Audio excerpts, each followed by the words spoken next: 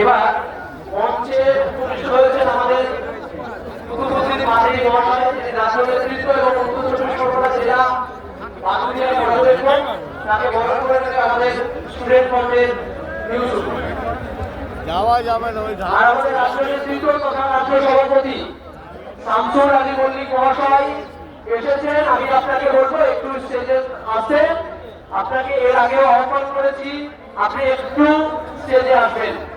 আর সামনে যারা দাঁড়িয়ে আছেন, আমরা বারবার দেখছি যে এই মাইকের স্ট্যান্ডগুলো নড়ছে। দয়া করে এই মাইকের স্ট্যান্ডগুলো ধরবেন না বা ধরে দাঁড়াবেন না।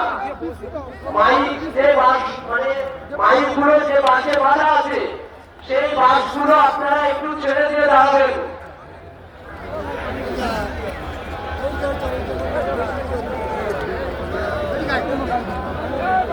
এবার আমাদের মূল বক্তব্যে ফিরব।